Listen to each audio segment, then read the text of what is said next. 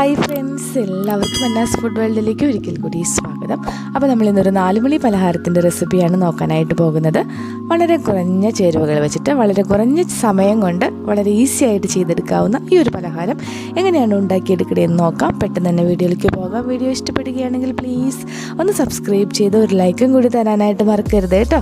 അപ്പോൾ നമുക്ക് സ്റ്റാർട്ട് ചെയ്യാം.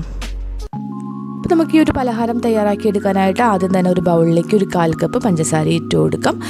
പഞ്ചസാരയുടെ അളവ് നിങ്ങളുടെ ഇഷ്ടത്തിനനുസരിച്ച് കൂട്ടുകയും കുറയ്ക്കുകയൊക്കെ ചെയ്യാം. ഞാനിവിടെ ഒരു 1/4 കപ്പ് എടുത്തിരിക്കുന്നത്. പഞ്ചസാരയ്ക്ക് പകരം നമുക്ക് ശർക്കര വേണമെങ്കിൽ യൂസ് ചെയ്യാം കേട്ടോ. ഇനി നമുക്കിതിലേക്ക് ഒരു 1/4 കപ്പ് പാൽ ഒഴിച്ചു കൊടുക്കാം. പാലിന് പകരം നമുക്ക് വെള്ളം വേണമെങ്കിൽ യൂസ് ചെയ്യാം. ഇനി നന്നായിട്ടൊന്ന് ഇളക്കി ആ പഞ്ചസാരയൊന്നും അലിയിച്ചെടുക്കണം. പഞ്ചസാരയൊക്കെ നന്നായിട്ട് അലിയിച്ച ശേഷം നമ്മൾ മറ്റ് പൊടികൾ ചേർക്കുമ്പോഴാണ് ഈ ഒരു സ്വീറ്റിന് നന്നായിട്ട് ആ ഒരു മധുരമൊക്കെ നന്നായിട്ട് പിടിക്കുന്നത് കേട്ടോ. അപ്പോൾ ഇതാ നമ്മൾ പഞ്ചസാരയൊക്കെ നന്നായിട്ട് അലിയിച്ചെടുത്തിട്ടുണ്ട്. ഒരുവിധം നന്നായിട്ട് തന്നെ അലിഞ്ഞു വന്നിട്ടുണ്ട്. അപ്പോൾ ഇത്രയും മതിയാവും. ഇനി നമുക്കിതിലേക്ക് 1 കപ്പ് മൈദ ചേർത്ത് കൊടുക്കാം. ഇതിൻ്റെ കൂടെ തന്നെ ഈ ടേസ്റ്റൊക്കെ ഒന്ന് ബാലൻസ് ചെയ്യാനായിട്ട് ഒരു നുള്ളു ഉപ്പ് ചേർക്കാം.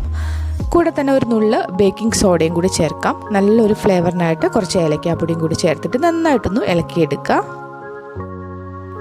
നമുക്കിതൊരു തിക്കായിട്ടുള്ളൊരു ബാറ്ററായിട്ടാണ് തയ്യാറാക്കി എടുക്കേണ്ടത്. ലൂസായിട്ട് പോകരുത്. അപ്പോൾ നമ്മൾ പ്രത്യേകിച്ച് ഇപ്പം വേറെ വെള്ളമോ പാലോ ഒന്നും ചേർക്കാണ്ട് ഈ ഒരു ഇതിലുള്ള ഒരു പാലിൻ്റെ ഇതിൽ വെച്ചിട്ടാണ് ഇളക്കിയെടുക്കേണ്ടത്. അപ്പോൾ ഇതാ നമ്മൾ ഇളക്കിയെടുത്ത് കുറച്ച് പാലിൻ്റെ കുറവുണ്ട്. അപ്പോൾ ഞാൻ കുറേശ്ശെ പാലൊഴിച്ച് കൊടുത്തിട്ട് ഒന്നും കൂടി ഇളക്കിയെടുക്കുകയാണ്. അപ്പം ഞാനിവിടെ ഒരു 3 ടേബിൾ സ്പൂണോളം പാലാണ് ചേർത്തിട്ടുള്ളത്. പാലോ വെള്ളമോ എന്തായാലും കുഴപ്പമില്ല. അപ്പോൾ ഇതാ ഈ ഒരു പരുവത്തിലാണ് നമുക്ക് വേണ്ടത്. കണ്ടല്ലോ, ഇതുപോലെ ഇച്ചിരി കട്ടിയായിട്ടുള്ളൊരു പരുവത്തിലാണ് നമുക്ക് ഈ ഒരു ബാറ്റർ തയ്യാറാക്കി എടുക്കേണ്ടത്.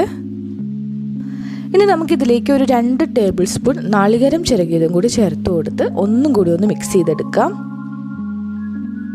നാളികേരം കൂടി ചേർക്കുമ്പോൾ ആ ഒരു അതിനിടയിലൊന്ന് നാളികേരം കടിക്കാൻ കിട്ടുമ്പോൾ നല്ല ടേസ്റ്റാണ് കേട്ടോ. അപ്പോൾ അതാ നമ്മൾ എല്ലാം മിക്സ് ചെയ്തെടുത്തിട്ടുണ്ട്. ഇനി ഇതൊന്ന് അടച്ച് വെച്ചിട്ട് 5 മിനിറ്റ് റെസ്റ്റ് ചെയ്യാനായിട്ട് മാറ്റി വയ്ക്കാം. കൂടുതൽ സമയമൊന്നും വെക്കേണ്ട, ഒരു 5 മിനിറ്റ് വെച്ചാൽ മതി. അതിനുശേഷം ഫ്രൈ ചെയ്തെടുക്കണം. അപ്പോൾ 5 മിനിറ്റ് കഴിഞ്ഞിട്ടുണ്ട്. ഞാനിത് ഫ്രൈ ചെയ്യാനായിട്ട് കുറച്ച് ഓയിലൊന്ന് ചൂടാക്കി എടുത്തിട്ടുണ്ട്.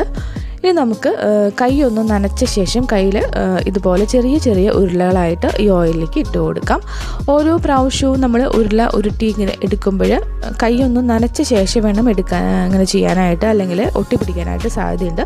ചെറിയ ചെറിയ ഉരുളകളായിട്ട് നമ്മൾ എടുത്താൽ മതി. അത് വീർത്ത് വന്നോളും. ഒരു ലോ ടു മീഡിയം ഫ്ലെയിമിലിട്ടിട്ടാണ് ഇത് ഫ്രൈ ചെയ്തെടുക്കേണ്ടത്. നമ്മൾ 2-3 എണ്ണം ഒരുമിച്ചിട്ടിട്ട് ഫ്രൈ ചെയ്യാം. ഇതുപോലെ ഓയിൽ ഈ ഒരു സ്നാക്കിൻ്റെ മുകളിലേക്ക് ഇങ്ങനെ തേവി കൊടുക്കുക.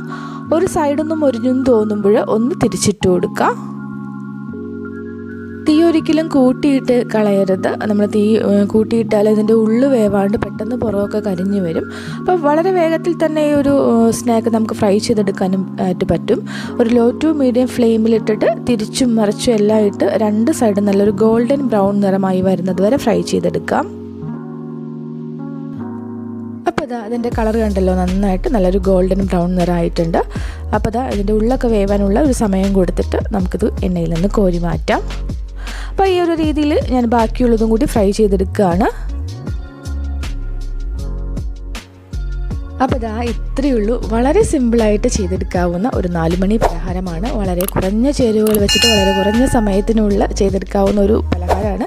കൂട്ടുകാരെല്ലാവരും ട്രൈ ചെയ്ത് നോക്കുക. വീഡിയോ ഇഷ്ടപ്പെട്ടിട്ടുണ്ടെങ്കിൽ പ്ലീസ് ഒന്ന് സബ്സ്ക്രൈബ് ചെയ്ത് ഒരു ലൈക്കും കൂടി തരാനായിട്ട് മറക്കരുത്. നിങ്ങളുടെ അഭിപ്രായങ്ങൾ കമൻറ്റ് ബോക്സിലൂടെ അറിയിക്കാനും നിങ്ങളുടെ കൂട്ടുകാർക്കൊക്കെ ഈ വീഡിയോ ഒന്ന് ഷെയർ ചെയ്ത് കൊടുത്ത് നമ്മൾ സപ്പോർട്ട് ചെയ്യാനും കൂടി ഒന്ന് ശ്രദ്ധിച്ചേക്കണേ. ഓക്കെ, അടുത്ത ദിവസം വീണ്ടും നല്ലൊരു റെസിപ്പിയുമായിട്ട് നമുക്ക് വേഗം തന്നെ കാണാം കേട്ടോ. Thank you.